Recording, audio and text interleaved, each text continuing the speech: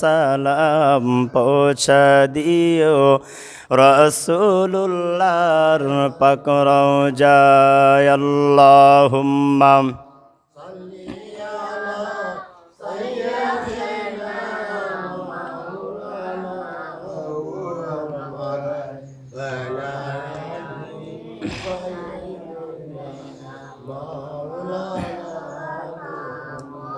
লা ইলাহা ইল্লাল্লাহ লা ইলাহা ইল্লাল্লাহ লা ইলাহা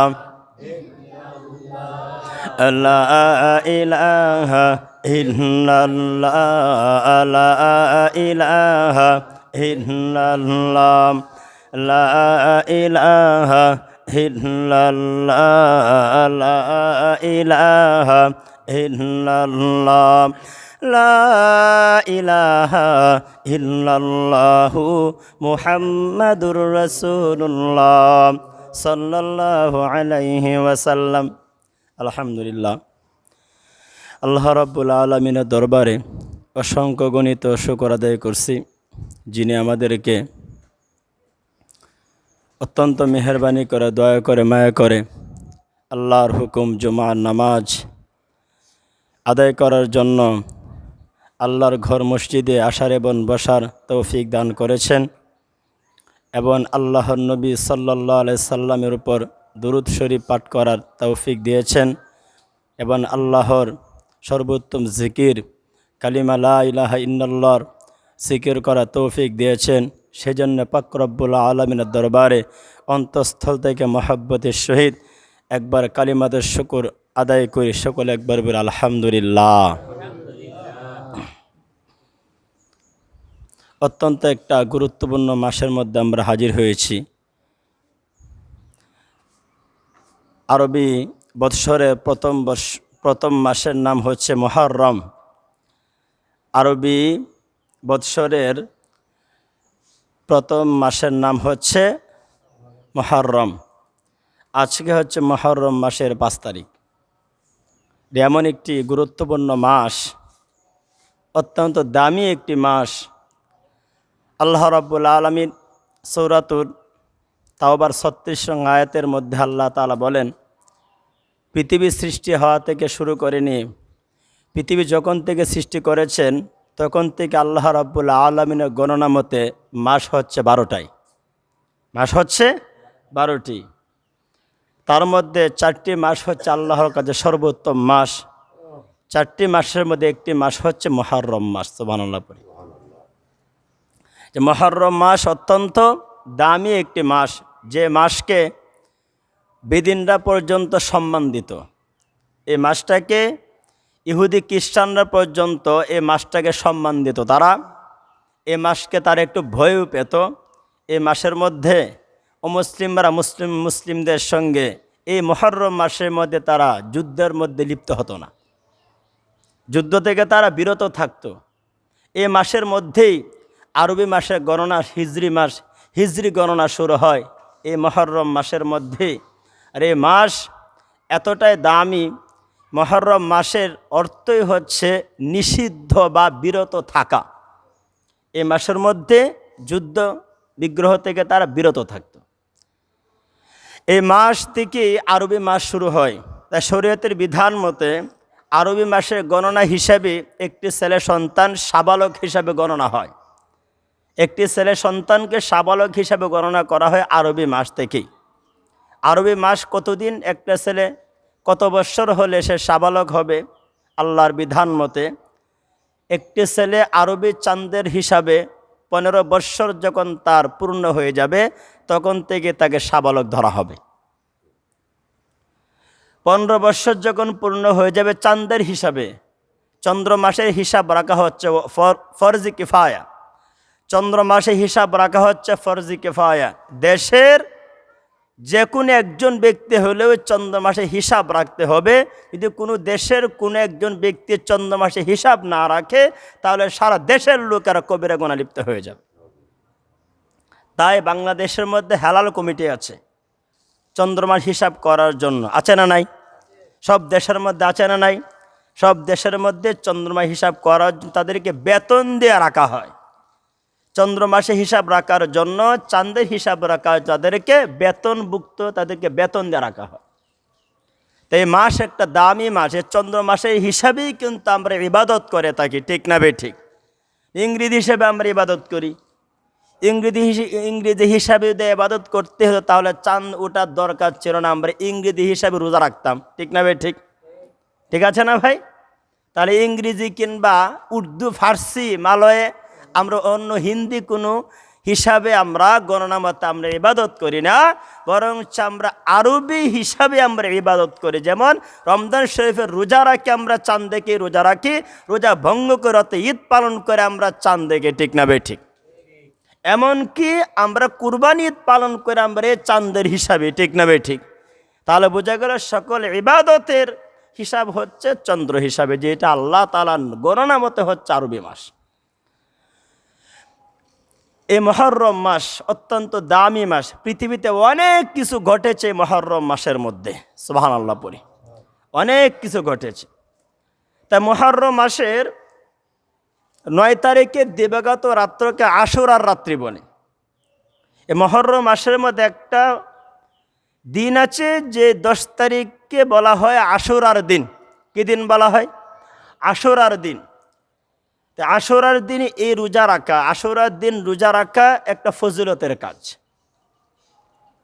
আল্লাহ রাব্বুল আলামিন আল্লাহর নবীর উপর, সহিহ বুখারী মুসলিমের মধ্যে এসেছে, হযরত আম্মা আয়েশা রাদিয়াল্লাহু তাআলা আনহা থেকে বর্ণিত, আল্লাহ রসুল সাল্লাল্লাহু আলাইহি সাল্লাম ব্যাপারে তিনি বলেন, আল্লাহ রসুল যখন মক্কা থেকে মদিনা হিজরত করলেন, হিজরত করে দেখে তিনি মানুষদেরকে মুহররম মাসের আশুরার দিন অর্থাৎ মুহররম মাসের 10 তারিখে তারা রোজা পালন করে। আল্লাহ রসুল জিজ্ঞাসা করলেন, তোমরা এই দিন রোজা রাখতেছো কেন? তখন ওই ইহুদিরা রাসূল সাল্লাল্লাহু আলাইহি সাল্লামের প্রশ্নের জবাব দেয়, আল্লাহ রাব্বুল আলামিন আমাদের কাছে মুসা পয়গম্বরকে পাঠিয়েছিলেন। আমাদের নবী ছিল মুসা পয়গম্বর, আমরা ইহুদি জাতি। মুসা পয়গম্বরকে আল্লাহ তাআলা এই আশুরার দিন অর্থাৎ মুহররম মাসের 9 তারিখে দিবাগত রাত্রে আল্লাহ তাআলা মুসা আলাইহিস সালামকে নীল নদী পার হওয়ার তিনি ব্যবস্থা করেছিলেন। এবং ওই আশুরার দিন আল্লাহ তাআলা ফেরাউনের উপর আমাদের মুসা নবীকে তিনি বিজয় দান করেছিলেন। এই ফেরাউনের বাহিনী সহ, ফেরাউন সহ আশুরার দিনই আল্লাহ তাআলা ফেরাউনকে নীল নদের মধ্যে ডুবিয়ে তিনি মেরে ফেলেছিলেন। তাই মুসা আলাইহিস সালামকে আল্লাহ তাআলা যেহেতু এই আশুরার দিন আল্লাহ তাআলা বিজয় দান করেছিলেন এবং ফেরাউনের হাত থেকে আল্লাহ তাআলা মুসা আলাইহিস সালামকে রক্ষা করেছিলেন, তা মুসা পয়গম্বর আল্লাহর শুকরিয়া আদায়ের জন্য তিনি আশুরার দিন রোজা রেখেছিলেন। আমরা মুসা নবীকে স্মরণ করার জন্য, তার অনুসরণার্থে আমরা আশুরার দিন রোজা রেখে থাকি।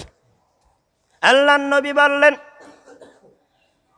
হয় ইহুদি জাতিরা, তোমরা মুসা নবীকে তোমরা ভালোবাসো, কিন্তু তিনি আমার ভাই। সুবহানাল্লাহ পড়ি। সকল নবী ছিলেন ভাই ভাই, সকল নবী ছিলেন ভাই ভাই। তোমরা মুসা নবীকে মহব্বত করো, তাই তোমরা রোজা রাখো। আমি মুসা পয়গম্বরকে ভাই হিসাবে মহব্বত করি, আল্লাহ পয়গম্বর হিসাবে মহব্বত করি, তাই আমি আজকে থেকে তোমাদের সঙ্গে রোজা রাখবো। আম্মা আয়েশা বলেন, ইবনে আব্বাস রাদিয়াল্লাহু তাআলা আনহু থেকে বর্ণিত হাদিসে আছে, সহিহ মুসলিম শরীফের এবং সহিহ বুখারী শরীফের 179 নং হাদিসের মধ্যে আল্লাহ রাসূল বলেন, তিনি বলেন আশুরার দিন রোজা রাখলে এতটাই ফজিলত, যে ব্যক্তি আশুরার দিন রোজা রাখবে আমি আশা রাখি আল্লাহর কাছে ওই ব্যক্তির পিছনের 1 বৎসরের গুনাহ মাফ করে দিবেন। আল্লাহ রাসূল নিজে বলেছেন, যে ব্যক্তি আশুরার দিন রোজা রাখবে ওই ব্যক্তির পিছনের 1 বৎসরের গুনাহ আল্লাহ তাআলা মাফ করে দিবেন। এর কারণ হলো আশুরার দিনের রোজা এতটাই ফজিলতপূর্ণ হওয়ার কারণ হলো, আম্মা আয়েশা রাদিয়াল্লাহু তাআলা আনহা বলেন, যে রমজান শরীফের রোজা ফরজ হয়েছে মদিনা যাওয়ার পর। মক্কায় রসুল যখন 13 বৎসর ছিলেন তখন রমজানের রোজা ফরজ, তখন বিধান জারি হয় নাই। রাসূল মক্কা থেকে মদিনায় হিজরত করার পরে তিনি রমজানের বিধান আল্লাহর পক্ষ থেকে তিনি পেয়েছিলেন। আম্মাজান আয়েশা বলেন, রমজান শরীফের রোজা ফরজ হওয়ার আগ পর্যন্ত আশুরার রোজা রাখাই মুসলমানদের উপর আবশ্যক ছিল। কথাটা বোঝার নাই? আমার কথা সবাই খেয়াল করে শুনতেছেন, বুঝতেছেন কি? যে রমজান শরীফের রোজা যে আমরা বর্তমানে রাখি কিংবা পালন করি, এই রোজা রাসূলের উপর ফরজ হওয়ার আগ পর্যন্ত মুহররম মাসে 10 তারিখের রোজায় রাসূলের উপর কিংবা তার উম্মত এবং যত জাতি ছিল মুসলমান সকলের উপর এই মুহররমের আশুরার রোজা রাখাই ফরজ ছিল। রমজান রোজা ফরজ হওয়ার পরে আশুরার রোজার ফরজের বিধান রহিত হয়ে যায়। রহিত হয়ে গিয়ে রমজান রোজা রাখা বিধান ফরজ হয়ে যায়, আর আশুরার রোজা সুন্নতের কাতারে চলে যায়। তো রাসূল বললেন, এখন যার ইচ্ছা আসর রোজা তোমরা রাখতে পারো, না রাখলেও গুনাহ হবে না, তবে রাখলে সওয়াব আছে না নাই? আছে না নাই? হ্যাঁ, যুবকরা কথা বলবো না, আছে তো নাকি? তাই বলতেছিলাম, আল্লাহ রাসূল বলেন, যে ব্যক্তি আশুরার রোজা রাখবে, হযরত আনাস রাদিয়াল্লাহু তাআলা আনহু থেকে বর্ণিত, মুহররম মাসের 10 তারিখ অর্থাৎ আশুরার রোজা যে ব্যক্তি রাখবে, ওই ব্যক্তিকে জাহান্নামের আগুনে জ্বালাতে পারবে না। তিনি আরো বলেন, আল্লাহ রাসূল বলেন, যে ব্যক্তি আশুরার রোজা রাখবে এবং ওই একজন আশুরার রোজাদার কোনো ব্যক্তিকে ইফতার করাবে সওয়াবের নিয়তে, ওই ব্যক্তিকে এই পরিমাণ নেকি দেওয়া হবে উম্মতি মুহাম্মাদি অর্থাৎ রাসূলের সমস্ত উম্মতকে ইফতার করালে যেই নেকি হবে, আশুরার রোজা পালনকারী ব্যক্তিকে ইফতার করালে এই পরিমাণ নেকি হবে। আল্লাহ রাসূল সাল্লাল্লাহু আলাইহি ওয়াসাল্লাম তিনি আরো বলেন, যে ব্যক্তি আশুরার দিন মুহররম মাসের 10 তারিখে কোন এতিমকে দাওয়াত করে এনে খাওয়াবে, অথবা তার মাথার মধ্যে তার ডান হাত রাখবে, হাতের নিচে যে পরিমাণ চুল পড়বে প্রত্যেকটা চুলের বিনিময়ে আল্লাহ তাআলা 10টা করে নেকি দান করবেন। যে ব্যক্তি মুহররম মাসের আশুরার দিন কোনো অসুস্থ কোনো রোগীকে দেখতে যাবে এবং সেবা যত্ন করার চেষ্টা করবে কিংবা একটু করবে, আল্লাহর রাসূল বলেন ওই ব্যক্তিকে এই পরিমাণ নেকি দেওয়া হবে যে আদম আলাইহিস সালামের যত সন্তান আছে পৃথিবীতে সমস্ত সন্তানের রোগীর সেবা যত্ন করলে যেই নেকি মুহররম মাসে 10 তারিখে একটা রোগীর সেবা কেন্দ্র দেখতে গেলে এই পরিমাণ নেকি হবে। সাহাবায়ে কেরাম জিজ্ঞাসা করলেন, ইয়া রাসূলুল্লাহ, মুহররম মাসের এত ফজিলত কেন? এত ফজিলত দিলেন আল্লাহ কেন? তখন আল্লাহর নবী বললেন, সাহাবীরা রে, আল্লাহ তাআলা মুহররম মাসের এত ফজিলত দেওয়ার কারণ হলো এই মুহররম মাসের 10 তারিখ অর্থাৎ আশুরার দিন পৃথিবীতে অনেক কিছু আল্লাহ ঘটিয়েছেন। মুহররম মাসের 10 তারিখে আদম আলাইহিস সালামকে আল্লাহ সৃষ্টি করেছেন। মুহররম মাসের 10 তারিখে সাহাবাদের সামনে রাসূল এইভাবে বলতেছেন, মুহররম মাসের 10 তারিখে আদম আলাইহিস সালামকে আল্লাহ সৃষ্টি করেছেন। মুহররম মাসের 10 তারিখে আশুরার দিনে আল্লাহ আদম আলাইহিস সালামকে জান্নাতে প্রবেশ করিয়েছিলেন। মুহররম মাসের 10 তারিখে আল্লাহ আদম আলাইহিস সালাম পৃথিবীতে বের করেছিলেন। মুহররম মাসের 10 তারিখে আল্লাহ তাআলা আদম আলাইহিস সালামের দোয়া আরাফার ময়দানে কবুল করেছিলেন। মুহররম মাসের 10 তারিখ আশুরার দিনে আল্লাহ তাআলা ইব্রাহিম আলাইহিস সালামকে পৃথিবীতে পাঠিয়েছেন, নতুন নবী হয়েছিলেন। মুহররম মাসের 10 তারিখে মূসা আলাইহিস সালাম নবুয়ত প্রাপ্ত হয়েছিলেন। মুহররম মাসের 10 তারিখে মূসা আলাইহিস সালাম তাওরাত কিতাব তুর পাহাড়ে পেয়েছিলেন। মুহররম মাসের 10 তারিখ আশুরার দিনে মূসা আলাইহিস সালাম আল্লাহ তাআলার সঙ্গে কথা বলেছিলেন, 3 দিন যাবত কথা বলেছেন। আল্লাহ তাআলা মূসা আলাইহিস সালাম তুর পাহাড় আল্লাহ তাআলার সঙ্গে কথা বলেছেন। ওই 3 দিনের মধ্যে তিনি আল্লাহ তাআলার সঙ্গে 1,20,000 কালাম করেছেন। ইবনে আব্বাস রাদিয়াল্লাহু তাআলা আনহু থেকে বর্ণিত, তিনি আল্লাহ তাআলার সঙ্গে 3 দিন যাবত কথা বলেছেন। তুর পাহাড়ের মধ্যে কথা বলার পরে তাওরাত পেয়েছিলেন মুহররম মাসের 10 তারিখে। হযরতে জাবের রাদিয়াল্লাহু তাআলা আনহু থেকে বর্ণিত, আল্লাহ তাআলা মুসা নবীকে জানিয়ে দিলেন, মুসা, আমি আল্লাহ তোমার সঙ্গে যে কথা বলেছি, আমি আল্লাহ তোমার সঙ্গে 10,000 জিহ্বার শক্তি দ্বারা কথা বলেছি। অথচ আমি আল্লাহ তাআলা সমস্ত জিহ্বার দ্বারা কথা বলার ক্ষমতা রাখি। আল্লাহ তাআলা আর রাসূলকে জানিয়ে দিলেন, ও সাহাবীরা, মুহররম মাসের 10 তারিখে আল্লাহ তাআলা ইউসুফ আলাইহিস সালামকে মাছের পেট থেকে তিনি বাহির করেছিলেন, উদ্ধার করেছিলেন মুহররম মাসের 10 তারিখে, অর্থাৎ আশুরার দিনে। আল্লাহ তাআলা আসমান থেকে প্রথম যে পৃথিবীতে বৃষ্টি বর্ষণ হয়েছিল, ওই দিনটাও ছিল আশুরার দিন, মুহররম মাসের 10 তারিখ। সুবহানাল্লাহ। তাই নয় রে মুসলমান, মুহররম মাসের 10 তারিখে আল্লাহর নবীর কাছে সর্বপ্রথম যে ওহী নিয়ে রহমত নিয়ে এসেছিলেন, ওই দিনটাও ছিল জিবরাইল আলাইহিস সালাম আল্লাহ তাআলার কাছে, আল্লাহর পক্ষ থেকে যে ওহী নিয়ে এসেছে আল্লাহর রাসূলের কাছে, ওই দিনটাও ছিল মুহররম মাসের 10 তারিখ, আশুরার দিন। তাই নয় রে মুসলমান, মুহররম মাসের 10 তারিখে নূহ আলাইহিস সালামকে নৌকা থেকে তিনি বাঁচিয়েছিলেন। নৌকা থেকে তিনি উদ্ধার হয়ে যদি পাহাড়ে, ইরাকের মুসাল সীমান্তের পারে, যদি পাহাড়ে মুহররম 10 তারিখে তিনি আল্লাহর হুকুমে পানির বন্যা থেকে তিনি উদ্ধার পেয়েছিলেন। সুবহানাল্লাহ। তাই নয় রে মুসলমান, আল্লাহর নবী বললেন, সাহাবীরা, মুহররম মাসের 10 তারিখে আল্লাহ তাআলা 2 লক্ষ পয়গম্বর রূহ পয়দা করেছিলেন। কান সুবহানাল্লাহ। তাই নয় রে মুসলমান, আল্লাহ রাসূল বললেন, মুহররম মাসের 10 তারিখে 2 লক্ষ পয়গম্বরের দোয়া তিনি কবুল করেছেন। তাই নয় রে মুসলমান, মুহররম মাসের 10 তারিখে আল্লাহ রাব্বুল আলামিন আল্লাহর নবীকে এমন মর্যাদা দিয়েছিলেন, মুহররম মাসের 10 তারিখের মধ্যে পৃথিবীতে আল্লাহ রাসূল তিনি আরো বলেন, মুহররম মাসের 10 তারিখ এত ফজিলত এই জন্য রে সাহাবীরা, মুহররম মাসের 10 তারিখে আল্লাহ তাআলা আসমান জমিন, লৌহে মাহফুজ, কলম যা কিছু আছে মুহররম মাসের 10 তারিখে তিনি সৃষ্টি করেছেন। এই মুহররম মাসের 10 তারিখ এতটাই ফজিলত এই জন্যে পৃথিবীতে অনেক কিছু মুহররম 10 তারিখে ঘটেছে। সুবহানাল্লাহ। ওরে মুসলমান, তাই মুহররম মাসের 10 তারিখ ইব্রাহিম পয়গম্বর আলাইহিস সালামকে আগুন থেকে উদ্ধার করেছিলেন মুহররম মাসের 10 তারিখে। ইব্রাহিম পয়গম্বরকে উদ্ধার করেছিলেন কে? কথা বলেন না কে? মুহররম মাসের 10 ইব্রাহিম পয়গম্বরকে যখন পৃথিবীর সমস্ত মানুষ ইব্রাহিম পয়গম্বরকে ক্ষতি করার জন্য, মেরে ফেলার জন্য যথাসাধ্য চেষ্টা করেছে, কিন্তু এখানে একটি লক্ষণীয় বিষয়, আমরা ইবাদত করি, আল্লাহর দাসত্ব করি 2টা কারণে। কয়টা কারণে?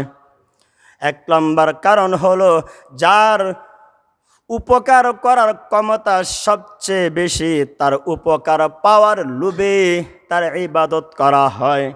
2 নম্বর কারণ, যার ক্ষতি করার ক্ষমতা সবচেয়ে বেশি, তার ক্ষতির থেকে বাঁচার জন্য ইবাদত করা হয়। এবার বলুন তো, আপনাদের কাছে প্রশ্ন, 2টা ক্ষমতা সবচেয়ে বেশি কার? সবচেয়ে বেশি আল্লাহ। যেমন লক্ষ্য করুন, পৃথিবীর সকল মানুষ মিলে ইব্রাহিম পয়গম্বরকে আগুনের মধ্যে ফেলে পুড়ে ছারখার করে দিতে চেয়েছিল। নমরুদের জামানায় ইব্রাহিম আলাইহিস সালামকে পৃথিবীর সকলে মিলে আগুনের মধ্যে ফেলে যখন শেষ করতে তারা ইচ্ছুক হলো, আগুনের ব্যবস্থা করলো। এমন একটা আগুনের ব্যবস্থা করেছে, তাফসির ইবনে কাসিরের মধ্যে উল্লেখ করা হয়েছে, আগুনের যে পরিমাণটা ছিল এত বড় আগুনের পরিমাণ করেছে যে আগুন পৃথিবীতে আগেও কখনো হয় নাই, পরেও কখনো হবে না। এই পরিমাণ আগুনের ব্যবস্থা করেছে ইব্রাহিম পয়গম্বরের ক্ষতি করার জন্য। নমরুদের নেতৃত্বে তারা আগুনের ব্যবস্থা করলো। আগুনের যে স্থানটা তারা নির্ধারণ করেছে, আগুনের পরিমাণটা ছিল 24 মাইল প্রশস্ত, 24 মাইল দৈর্ঘ্য, 100 গজ গভীর। 6 মাস পর্যন্ত লাকড়ি সংগ্রহ করে ওই গভীর গর্তকে তারা ভরপুর করলো। 1000 মন কেরোসিন তেল, 1000 মন তেল এই কাঠের মধ্যে তারা ভিজিয়েছিল। 4000 লোক ধরে সরক গাছের মধ্যে উঠাইয়া যখন তারা সৈন্য উঠানোর চেষ্টা করেছিল, কিন্তু পারল না সৈন্য উঠাতে। এর কারণ হলো তারা ওই দিক দিয়ে 4000 লোকে ধরেছে, আর ওই মাথা দিয়ে ইব্রাহিম পয়গাম্বরকে হেফাজত করার জন্য আল্লাহর হুকুমে 70,000 ফেরেশতা ধরে রেখেছে। তাই তারা আগুনে প্রথমত ফেলতে পারে নাই। তারপর যখন শয়তান ইবলিস নমরুদকে পরামর্শ দিল, তোরা এই দিক দিয়ে 4000 লোক ধরেছিস সৈন্য উঠানোর জন্য, আগুনে ফেলার জন্য, কিন্তু আমি তো দেখতে পাচ্ছি ওই মাতাদ ইব্রাহিম পয়গাম্বরকে ফিরে রাখার জন্য প্রায় 70,000 ফেরেশতা ধরে রেখেছে। তখন নমরুদ বলল, জালেম বাদশা বলল, তাহলে এখন কিভাবে কি করা যায়? শয়তান ইবলিস পরামর্শ দিল, ফেরেশতাদেরকে আগে সরাতে হবে, ফেরেশতাদেরকে সরাতে হবে। কিভাবে সরাবো? তুই আমাকে পরামর্শ দে। ইবলিস পরামর্শ দিল, তুমি জিনার ব্যবস্থা করো, নারী পুরুষকে উলঙ্গ করে জিনার ব্যবস্থা করো, ফেরেশতা অটোমেটিকলি এখান থেকে সরে যাবে। তখন ইবলিসের পরামর্শে নমরুদ 40 জন নারী নির্ধারণ করলো, 40 জন পুরুষকে নির্ধারিত করলো। 40 জন 80 জন নারী পুরুষ যে উলঙ্গ হইয়া, কারো শরীরে কোনো প্রকার কাপড় নাই, উলঙ্গ হইয়া যখন নারী পুরুষ এখানে এখানে আসর জমিয়ে দিল, ইব্রাহিম পয়গাম্বরের কাছ থেকে ফেরেশতারা সরে গেল, কিন্তু জিব্রাইল ফেরেশতার সাথেই ছিল। সকল ফেরেশতারা চলে যাওয়ার পরে ইব্রাহিম পয়গাম্বরকে যখন আগুনের মধ্যে মাঝখানে যখন ফেলে দিয়ে চতুর্দিক দিয়ে আগুন ধরিয়ে দিল, ইব্রাহিম পয়গাম্বর আগুনে ফেলছে টুকু মেরে ফেলার জন্য, ক্ষতি করার জন্য। কিন্তু ইব্রাহিম পয়গাম্বরের দায়িত্ব অভিভাবক হচ্ছেন স্বয়ং আল্লাহ। কি বলেন ঠিক কিনা? ইব্রাহিম পয়গাম্বরের অভিভাবক হচ্ছেন স্বয়ং আল্লাহ। ইব্রাহিম পয়গাম্বরের নয়, শুধু সমস্ত পয়গাম্বরের অভিভাবক হচ্ছেন আল্লাহ। কেউ চাইলে ক্ষতি করতে পারবে না, এইটি বোঝাতে চাচ্ছি। আল্লাহ যার উপকার করতে চান, কেউ তার ক্ষতি করতে পারবে না। আল্লাহ যার উপকার করবেন, তাকে কেউ ক্ষতি করতে পারবে না। আল্লাহ সিদ্ধান্ত নিলেন ইব্রাহিম পয়গাম্বরের ক্ষতি করতে পারবে না, আমি তাকে উদ্ধার করব। আগুনের মধ্যে ফেলেছি ঠিকই, কিন্তু নিরাপদে আগুন থেকে বের হয়ে আসলেন। এবার বলুন তো, নিরাপদে বের করে আনলেন কে? আল্লাহ তাআলা। আল্লাহ যার উপকার করতে চান, কেউ তার ক্ষতি করতে পারবে না। পৃথিবীর সকল মানুষ মিলে ইব্রাহিম পয়গাম্বরের ক্ষতি করতে চেয়েছিল, কিন্তু ক্ষতি করতে পারে নাই, যেহেতু আল্লাহ স্বয়ং দায়িত্ব নিয়েছেন, ক্ষতি করতে দিব না। কিন্তু আবার অপর দিকে যায়, আল্লাহ যার ক্ষতি করতে চান, কেউ তার উপকার করার ক্ষমতা রাখে না। বুঝিয়ে দিচ্ছি, আল্লাহ উপকার করতে চান। যেমন বনি ইসরাইলের বিশিষ্ট পয়গম্বর মুসা আলাইহিস সালাম বিশিষ্ট একজন পয়গম্বর বা নবী রাসূল। মুসা আলাইহিস সালামের জমানায় এমন একজন ধনাঢ্য ব্যক্তি ছিল, যার কোটি কোটি টাকার সম্পদ, কোটি কোটি টাকার মালিক ছিল, কয়েক শত কোটি টাকার মালিক ছিল। তার এত পরিমাণ সন্দুকের চাবি ছিল যে তার সন্দুকের চাবিগুলা বহন করে নিতে কয়েক দল শক্তিশালী লোকের প্রয়োজন হতো। তাই এত পরিমাণ ধনী ছিল, যার নাম ছিল কারুন। নাম শোনেন নাই আপনারা? কারুনের নাম শোনেন নাই? ইবনে আব্বাস রাদিয়াল্লাহু তাআলা আনহু থেকে বর্ণিত, কারুন ছিল মুসা আলাইহিস সালামের চাচাতো ভাই। মুসা আলাইহিস সালামের চাচাতো ভাই।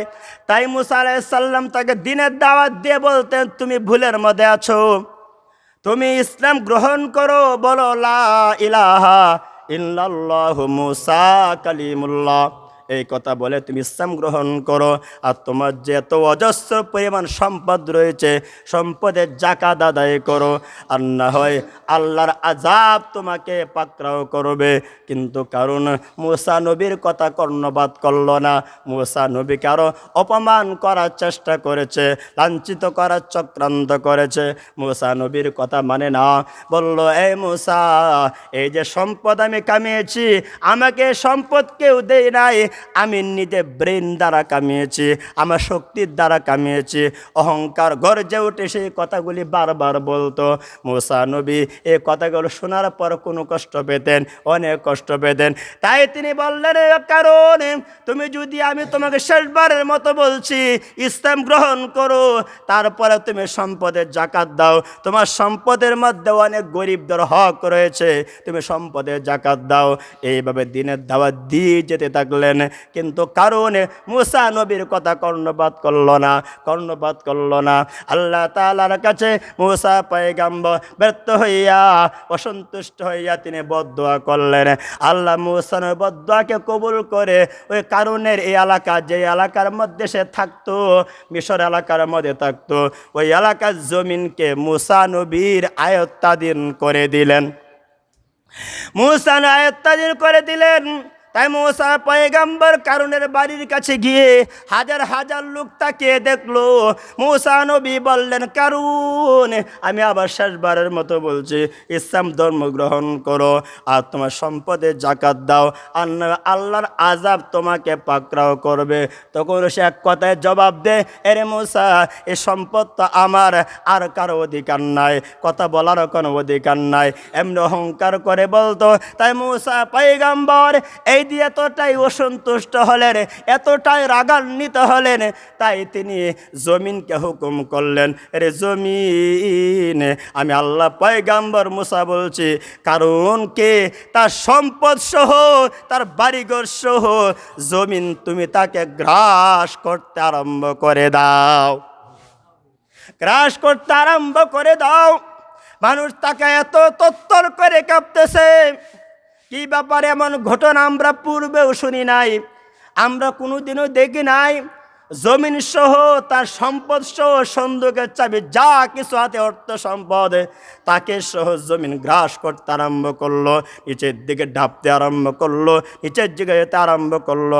হাঁটু পর্যন্ত যখন গেল, তখন কারণ অসহায় হইয়া হাতটা বাড়াইয়া বলল, মুসা, আমার হাতটা ধরো, আমি ভালো হয়ে যাব, আমি কালমা পড়ব, তোমার কাছে ঈমান আনবো, আমাকে তুমি বাঁচাও, আমাকে তুমি বাঁচাও। কিন্তু মুসা পয়গম্বরের অন্তরটা শক্ত হয়ে গিয়েছিল তার প্রতি, তাই তিনি তার কথা কর্ণপাত করলেন না। কর্ণপাত না করে বরং জমিনকে ধমক সুরে বললেন, আরে জমিন, দেরি করছে কেন? কারণকে তাড়াতাড়ি জমিনের নিচে দাবিয়ে দাও। এইভাবে যখন জমিনকে ধমক দিয়ে বলল, জমিন তাকে আস্তে আস্তে গিলতে আরম্ভ করলো, জমিনকে গিলতে আরম্ভ করলো। রে মুসলমান, সর্বশেষ দেখা গেল গলা পর্যন্ত গেল।